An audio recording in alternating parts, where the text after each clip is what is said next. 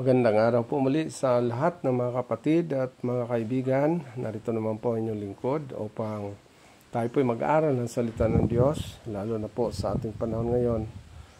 Napapanahon na po na kailangan alerto tayo, kailangan masigla sa pag-aaral ng ating espiritu, ay ating pong buksan, lalo ang ating kaisipan, karunungan at kaalaman na kailangan nating malaman upang magkaroon ng pundasyon ng ating pananampalataya sa Diyos. Lalo na po, wala namang ibang pundasyon kundi ang ating pananampalataya sa salita ng Diyos. No? So, ang ating topic ngayon na pagbubuksan ay tungkol po ito sa 10 kautusan, the 10 Commandments of God.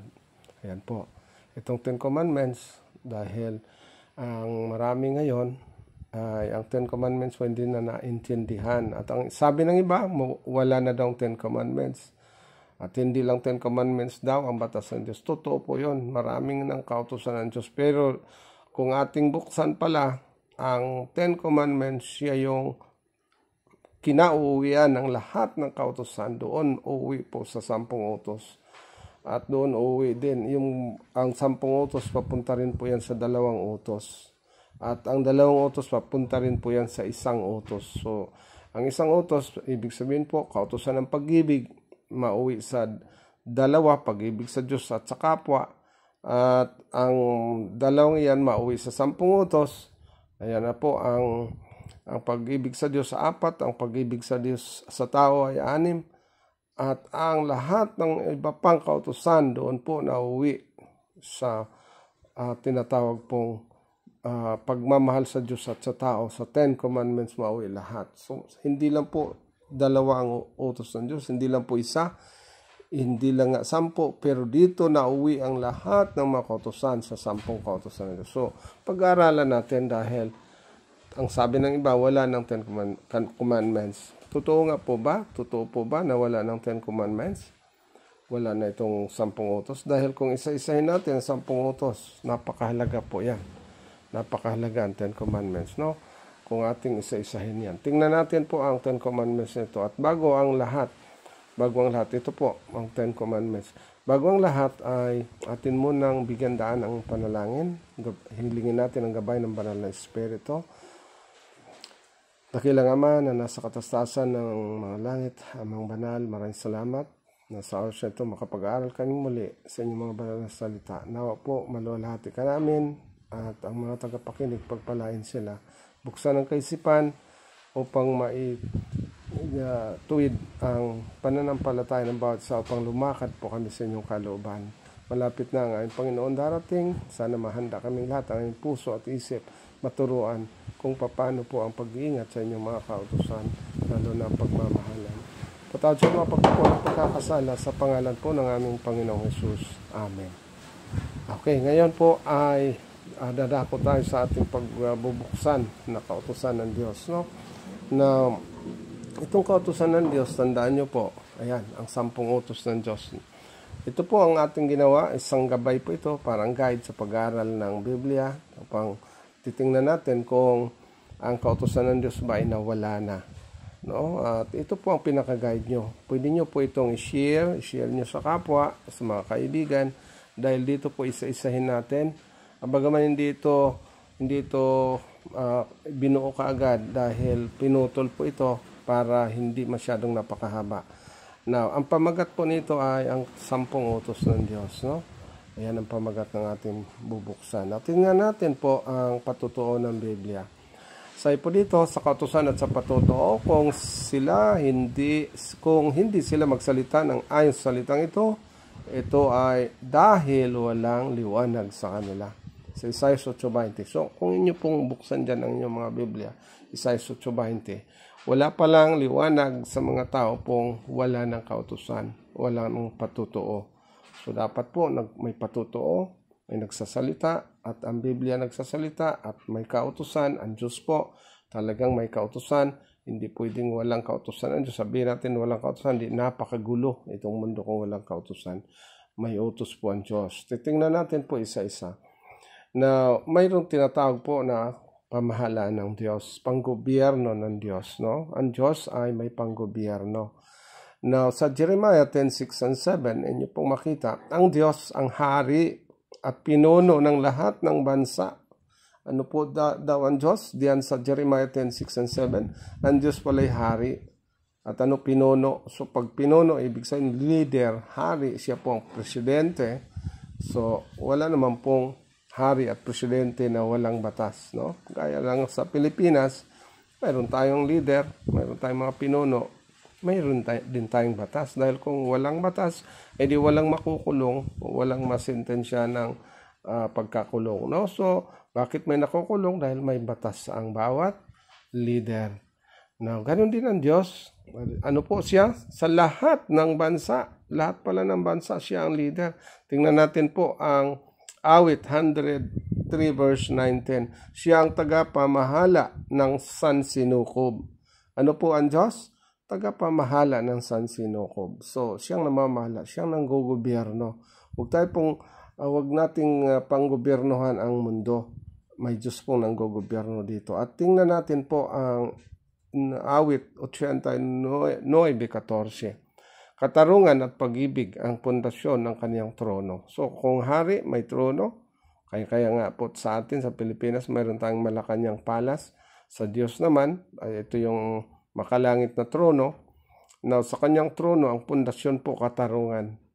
Nariyan ang katuwiran. Pag sinabing katarungan, nariyan ang katuwiran at matuwid na batas ng Diyos na riyan at pag-ibig. Pag-ibig, yan po ang pundasyon ng kanyang trono. Pag may pag-ibig, nariyan na po ang wala ng gulo dyan, nariyan ang kapayapaan. Kasi pag nagmamahalan po, kapayapaan, hindi gulo. Kasi yung mga gulo, wala pong pag-ibig yon. Natural pag hindi kayo nag-iibigan, talagang napakagulo yan. Sa kaharian ng Diyos, sa kanyang trono, pagmamahalan, katarungan, katuwiran, at lalo na po kung ating tingnan ang iba pang ibinigay ng Diyos. Ang batas ng Diyos ay maliwanag bago ang Sinai. Kaya kung tingnan natin po, bago doon sa Sinai, bago sila Moses nabigyan talagang isa-isa at tinanggap niya yung 10 utos, bago doon, may kautusan ng Diyos. No? May utos ng Diyos. Tingnan natin isa-isa. Sa Genesis 2:16, 17, 3:1 and 4 and 6 sa Genesis. Say po dito, pag-iimbot at pagnanakaw ang ginawa ni Eva, say pinagbabawal na bunga. So, iniimbot niya, ginusto. Pagnanakaw kasi kinuha po niya, hindi alam ng Panginoon na kinuha na ang kanyang pinagbabawal na kahoy, yung bunga. So, may pagnanasa, pag-iimbot. Now, may kasalanan na po sila, kaya nga namatay ang tao dahil doon sa ginawa nila, no? Ninakaw, inimbot, kinain. Sinabi ng Diyos, huwag niyong kainin, ay kinuha na nila at kinain pa. Now, sa Genesis 4:8-9, pinatay ni Cain ang kanyang kapatid at nagsinungaling para pagtakpan ang kanyang kasalanan. So, ito, makita natin po na si Cain pala ay may kasalanan na rin ng pagpatay. Dahil kung tingnan natin, kung walang kasalanan doon, ay hindi sana siya tinanong ng Panginoon. Hindi sana siya nagkasala. So, kahit hindi pa ibinigay ang 10 Commandments, ibig sabihin po, mayroon ng kasalanan noon na wala pang kautusan. Pero kahit walang kautusan, pinakita na gaya ng panahon ni Moises, ang kautusan ay nasa kanilang budhi, nasa kanilang puso at isip. Hindi pa man ibinigay ng Diyos, pero nandoon na sa kanilang puso at isip. Tingnan natin din ulit itong si Joseph. Tingnan niyo po si Joseph, no? Genesis 13:9 verse 7-10. Tumanggi si Joseph na mangalo niya at magkasala laban sa kanyang Diyos. So, anong ginawa ni Joseph? Tumanggi siya. Hindi niya sinakyan yung tentasyon po na dumating sa buhay niya. Siya ay tinukso na mangalo niya, pero si Joseph hindi niya ginawa yon. Tumanggi siya. Dahil lang sabi niya, magkasala laban sa kanyang Diyos. Yan po ang napakaganda doon.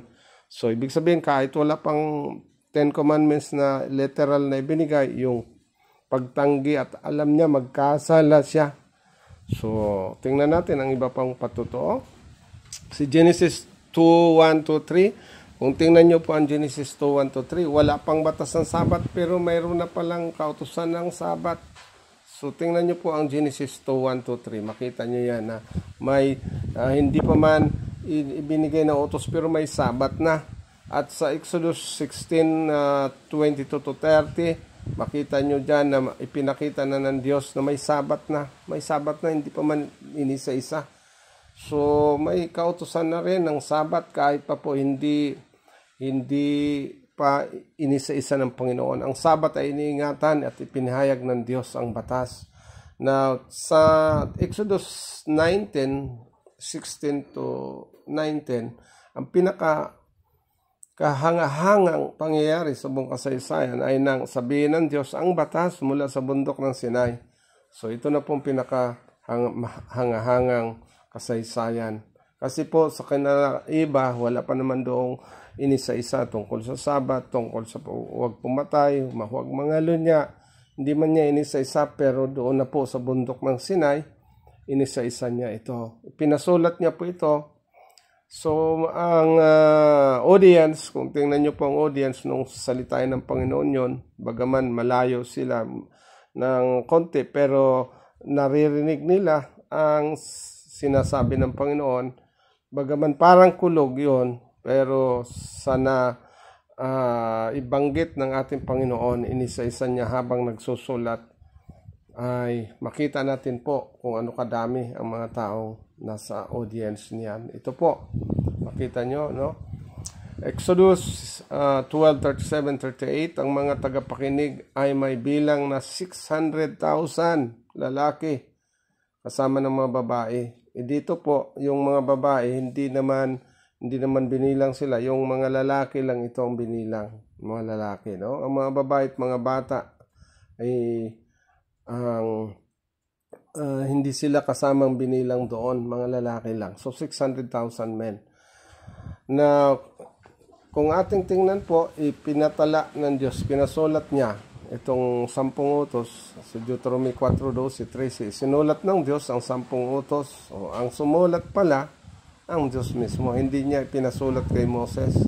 Hindi si Moses po sumulat, ha? Tandaan nyo, iba ang sumulat ng 10 Commandments. Hindi si Moses. Kaya baka po magkamali tayo. Pwede mo bang burahin ang sinulat ng Diyos? Pwede ba nating korektahan? Pwede nating koreksyonan? Pwede ba natin baguhin? Sinulat ito ng Diyos, daliri pa niya, at sabihin na natin na yung sinulat mo ay mali. Tingnan niyo po ang Exodus 31:18 at Deuteronomy 9:10. Binubuo sila ng 2 tapyas ng patutuo na isinulat ng sariling daliri ng Diyos. Ang sumulat po ay daliri ng Diyos at ito ang nabuo ay yung 2 tapyas. Kaya yung 2 tapyas ng patutuo, 2 tapyas ng bato po yun. Sinasabi ng marami na 2 na lang ang utos. Oo, 2 nga po kasi pag-ibig sa Diyos at pag-ibig sa kapwa. Pero doon nabubuo, doon na uwi ang marami pang mga kautusan, no? So, sinong sumulat po? Si Moses ba sumulat? Para hindi po kayo maligaw, no? Tandaan natin, daliri ng Diyos ang sumulat, hindi si Moses. So, kung daliri ng Diyos, hindi po natin pakialaman yung ginawa ng Diyos. Now, sa Deuteronomy 9:11, ibinigay ng Diyos kay Moses ang 2 tapyas ng tipan, ang batas, ang 10 utos. Now, kung inyong tingnan po, ang kanya palang ginawa, yung sa 2 tapyas ng bato, ayun po ay tipanan yon. Tipanan yon. Tapyas ng tipan. Alam nyo po, pag tipanan, mangangako ka na sumunod, magtitipanan, magmamahalan kayo, may tipanan, gaya ng mag-asawa, may tipanan na hanggang till death do us part, ang kamatayan lang makapagbuwag sa kanilang pagsasama. Ibig sabihin po, yun ay tipanan, pag nagmamahalan kayong totoo. Ganon din ang 10 utos. Tipanan ng Diyos sa tao, sa kanyang bayan, na hanggang mamatay po, at saka lang doon mawala yung tipanan. Pagpatay na ang tao, wala na. So, itong 10 utos napakalaga. Ito po ating tingnan. Sa Exodus 32:7, 15, 16, and 19, ang unang 2 tapyas ng patutuong ginawa ng Diyos ay binasag ni Moises. Ayan lang, nabasag ito. Kasi po, nung si Moses ay bumaba sa bundok ng Sinai, makita niya ang kanyang bayan ay nagsayaw-sayaw na doon sa harapan ng ribultong baka. Ayan, doon po nabasag yon. Binasag ng Panginoon ni Moises yon kasi hindi niya sinadya, itinapon niya doon sa baka at nabasag nga yon. Now, kung tingnan natin po sa Deuteronomy 10:1-4, ginawa ni Moises ang dalawang tapyas. Kung gumawa ulit ng dalawang tapyas ng ikalawang pagkakataon, at sa ikalawang pagkakataon ay sinulat ng Diyos ang 10 mga utos gamit ang kanyang sariling daliri. Ganun din kahit nabasag yon, pinagawa ulit. So, ang Deuteronomy 10:1-4, nagsasaksi po na yung 10 utos na nabasag ay pinagawa ulit ng Diyos at sinulatan ulit ng Diyos, no? Sinulatan ulit ng kanyang daliri dahil tinapon ni Moises yun doon sa baka na ginawa nila. At sa Deuteronomy 10:5, ang dalawang tapyas ng bato ay inilagay sa loob ng kaban ng tipan. O, ang kagandahan po, pinaingatan ngayon, inilagay sa kaban ng tipan ang dalawang tapyas ng bato. So, itong dalawang tapyas ng bato, naingatan na ngayon ito, hindi na pwedeng sirain kasi ano po, tingnan natin, 1 Kings, unang hari, 8:9, ang dalawang tapyas ay nasa kaban. Nasa kaban na po ito ngayon, itinago. At ito ang katangian ng 10 utos. Tingnan natin po, nasaan na po ang dalawang batong yon, ilinagay na sa kahon or sa kaban. Sa arka, ang tawag po nila doon ay arka or kaban. Na ang 10 utos ay nakatala. Saan po nakatala ang 10 utos na yon? Sa atin, kapag nag-aral tayo, nagbubukas tayo. Ang 10 utos po ay itinala yan ng Exodus 20:1-17 at sa Deuteronomy 5:6-21. Ang 10 utos doon po nakalista, no? Kung buksan ninyo po ang inyong mga Biblia na ang 10 utos pala ay nandyan nakatala. So sa Exodus, ito po. Dito natin makita ang 10 Commandments, no? So, kung tingnan natin ang iba pang mga Biblia po, makita nyo na ang 10 Commandments doon pala itinala ng Diyos sa Exodus 20. Ayan. Yung Exodus 20 po, ayan, the 10 Commandments.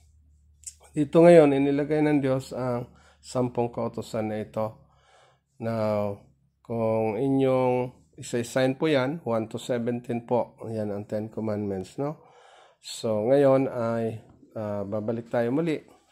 Deuteronomy 5:6-21, nariyan din po. Yan ang pagkaulit sa 10 utos. Now, ano nga po ang katangian ng 10 utos? Kasi parang ang iba naman ay parang baliwala lang kung ano ang 10 utos. Sa Roma 7:12, at doon po natin makita, ang batas ay banal at matuwid at mabuti. So, kung inyo pong buksan yung Roma, ang Roma Kapitulo 7, diyan nyo po makita na ang batas pala ng Diyos, versikulo 12. Ang batas po pala ng Diyos, kaya nga ang kautusan ay banal. Ano po? Ang kautusan ay banal, ang utos ay banal, at matuwid at mabuti. So, yan po ang katangian ng kautusan. Pag banal po, pag banal, ibig sabihin po, ito ay napatungkol sa Diyos lang. Siya ang may karapatan po nito dahil banal ang Diyos, ang gumawa ay banal, ang ating Ama ay banal, kaya ang utos ay banal. Siya ang pinagmulan ng lahat ng mga ito. Kaya nga po, yung nailagay na sa kahon, kung may magbukas doon sa kahon na yon, kapag binuksan po yung kahon na walang pahintulot at iba ang magbubukas, hindi yung mga pari magbubukas, mamamatay po sila. So, matuwid po ang banal. Ibig sabihin po, ang banal na tinatawag ay matuwid po yon. Walang pagkakamali. Banal dahil Diyos ang gumawa. Hindi si Moses ang gumawa. Matuwid ito dahil tinuruan tayo ng katuwiran, ng tama, na hindi tayo liliko, at mabuti ito dahil mapabuti ang tao po kapag makinig po sa kautusan, no? Hindi tayo mapariwara. So, at ano ang katangian ng batas ng Diyos? Banal, matuwid at mabuti. Subukan nyo pong wala ng batas. Huwag na kayong sumunod sa batas. Halimbawa po, imbis na doon tayo sa, halimbawa po, ang batas. Huwag kang mangalunya, huwag kang sumunod doon, mangalunya ka, baliktarin mo. Huwag kang pumatay, ay pumatay ka. Subukan natin po kung anong mangyayari, no? At lalo na yung batas ng Diyos doon sa 10 utos, igalang mo yung mga magulang, yung ama at ina, igalang upang humaba ang iyong buhay. Pag hindi ka nagumalang, mapabuti pa ba yung buhay? Wala nang galang na anak? At lalo pa yung magsinungaling. Mapabuti ka kaya kung sinungaling ka? So dito po, ito yung katangian. Katangian na ngayon, naroon ang huwag kang sumamba sa larawan, huwag kang gumawa ng larawan, huwag kang yumuko sa kanila. Kaya kung ating tingnan yung batas na yun, itinuwid lang tayo para maging matuwid. Banal po yun ang gumawa, no? Dahil banal ang gumawa, banal ang kautusan. So dahil banal, hindi po pwedeng pakialaman ng tao yun. Now, tingnan natin yun ang katingayan ng kautusan ng Diyos. Dahil, ang say po, ito ay isang spiritual na batas. Ano po pala ang batas ng Diyos? Spiritual po yon. Dahil ang gumawa ay spirit, ang ating ama ay spirit, at sasambahin lang natin din siya sa spirit, no? Kaya ang batas ng Diyos is spiritual po yon. Hindi yun karnal, hindi rin yun makalaman, spiritual siya.